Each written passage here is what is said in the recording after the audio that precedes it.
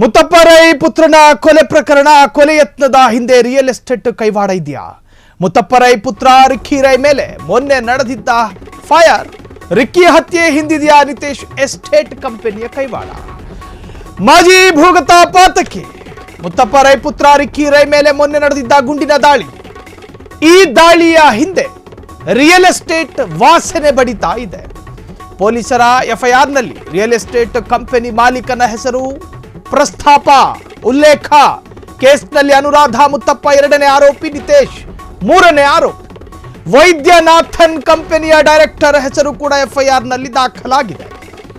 ಮುತ್ತಪ್ಪರೈ ಪುತ್ರನ ಕೊಲೆ ಯತ್ನದ ಹಿಂದೆ ರಿಯಲ್ ಎಸ್ಟೇಟ್ ಕೈವಾಡ ಇದೆಯಾ? ಸಂಶಯಗಳು ಹುಟ್ಟುಕೊಂಡಿದೆ. ಮುತ್ತಪ್ಪರೈ ಪುತ್ರ ರಿಕ್ಕಿ ರೈ ಮೇಲೆ ಮೊನ್ನೆ ನಡೆದಿದ್ದ ಮಾರಣಾಂತಿಕ ಗುಂಡಿನ ದಾಳಿ. ಹಾಗಾದ್ರೆ ಇದರ ಹಿಂದೆ ಬೇರೆ ಬೇರೆ ಆಯಾಮಗಳಲ್ಲೂ ಕೂಡ ತನಿಖೆಗಳು ಚುರುಕುಗೊಂಡಿದೆ. ಆದರೆ ರಿಯಲ್ ಎಸ್ಟೇಟ್ ವಾಸನೆ ದಟ್ಟವಾಗಿ ಬರ್ತಾ ಇದೆ. ವೈದ್ಯನಾಥನ್ ಕಂಪನಿಯ ಡೈರೆಕ್ಟರ್ ಹೆಸರು. ಆತ ಲಿಟ್ರಲಿ ರಿಯಲ್ ಎಸ್ಟೇಟ್ನಲ್ಲಿ ಸಕ್ರಿಯನಾಗಿದ್ದವನು.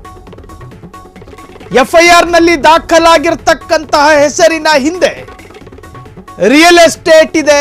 ಆ ರಿಯಲ್ ಎಸ್ಟೇಟ್ ಕಾರಣಕ್ಕೆ ಅಥವಾ ರಿಯಲ್ ಎಸ್ಟೇಟ್ ವ್ಯವಹಾರದಲ್ಲಿ ರಿಕ್ಕಿ ರೈ ಜೊತೆ ಮನಸ್ತಾಪ ಬಂದಿತ್ತ. ಅದರ ಹಿನ್ನೆಲೆಯಲ್ಲೇ ಹೊಂಚು ಹಾಕಿ ಗುಂಡಿನ ದಾಳಿಯನ್ನು ಮಾಡಲಾಯಿತು. ಈ ಅರ್ಥದಲ್ಲೂ ಕೂಡ ಚರ್ಚೆಗಳು ಶುರುವಾಗಿದೆ. ಕೇಸ್ನಲ್ಲಿ ಅನುರಾಧ ಮುತ್ತಪ್ಪ ಎರಡನೇ ಹೆಂಡತಿ ಹೆಸರು ಪ್ರಸ್ತಾಪ. ವೈದ್ಯನಾಥನ್ ಕಂಪನಿಯ ಡೈರೆಕ್ಟರ್ ಹೆಸರು ಕೂಡ ಎಫ್ಐಆರ್ನಲ್ಲಿ ದಾಖಲಾಗಿದೆ. ಒಂದು ಕೊಲೆ, ಆ ಕೊಲೆಯ ಹಿಂದೆ ಇಂತಹದ್ದೇ ಕಾರಣ ಅಂತ ತಕ್ಷಣ ಮಾತ್ರದಲ್ಲಿ ಹೇಳೋದಕ್ಕೆ ಸಾಧ್ಯ ಇಲ್ಲ. ನಾನಾ ಕಾರಣಗಳು, ನಾನಾ ಸಂಶಯಗಳು, ನಾನಾ ಸಂದೇಹಗಳು ಹುಟ್ಟಿಕೊಂಡ ನಂತರವಷ್ಟೇ ಒಂದು ಕಾರಣ ವ್ಯಕ್ತವಾಗುತ್ತೆ. ಆ ಕಾರಣಕ್ಕಾಗಿಯೇ ಈ ಕೊಲೆಯಾಗಿದೆ ಎನ್ನುವಂಥ ನಿಖರತೆಗೆ ಪೊಲೀಸರು ಬರ್ತಾರೆ. ಈಗಲೂ ಕೂಡ ಪೊಲೀಸ್ ಇಲಾಖೆಯ ಮುಂದೆ ಹತ್ತಾರು ಸಂದೇಹಗಳು ಪ್ರಶ್ನಾರ್ಥಕವಾಗಿ ಉಳ್ಕೊಂಡಿದ್ದಾವೆ. ಇಂತಹದ್ದೇ ಕಾರಣಕ್ಕೆ ಮುತ್ತಪ್ಪರೈ ಮಗನ ಮೇಲೆ ದಾಳಿ ಆಯಿತು. ಆರಂಭದಲ್ಲಿ ತಂದೆಯ ಹಳೆಯ ಶತ್ರುಗಳು ಮಾಡಿರಲೂಬಹುದು ಎಂದು ಅಂದಾಜಿಸಲಾಗಿತ್ತು. Just a suspected.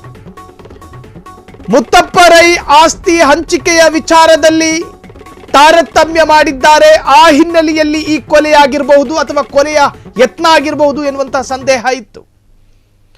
Russian citizen ಅನ್ನ ಮದುವೆಯಾಗಿದ್ದ ರಿಕ್ಕಿ ರೈ ವಿದೇಶಿ ಹೆಣ್ಣು ಮಗಳ ಜೊತೆ ಮದುವೆಯಾಗಿದ್ದ. ಸೊ ಅಲ್ಲೊಂದಷ್ಟು ಕಾರಣಗಳಿರಬಹುದಾ, ಇದನ್ನು ಅಂದಾಜಿಸಲಾಗಿತ್ತು. ರಿಕ್ಕಿ ರೈ ಹೇಳಿ ಕೇಳಿ ಬೇರೆ ಬೇರೆ ವ್ಯವಹಾರದಲ್ಲಿದ್ದಾರೆ. ಹೇಳಿಕೊಂಡ ವ್ಯವಹಾರಗಳೊಂದಷ್ಟು, ಹೇಳಿಕೊಳ್ಳದೇ ಇರತಕ್ಕಂಥ ವ್ಯವಹಾರಗಳೊಂದಷ್ಟು, ಜನಸಾಮಾನ್ಯರ ಕಿವಿ ಮತ್ತು ನಾಲಿಗೆಯಲ್ಲಿ ಕೇಳಿ ಬರುವಂಥ ಒಂದಷ್ಟು ವ್ಯವಹಾರಗಳಷ್ಟು. ಈ ವ್ಯವಹಾರಗಳಲ್ಲೇನಾದರೂ ಅಸಮಾಧಾನಗಳು ಅಥವಾ ಶತ್ರುಗಳು ಹುಟ್ಕೊಂಡಿದ್ರಾ?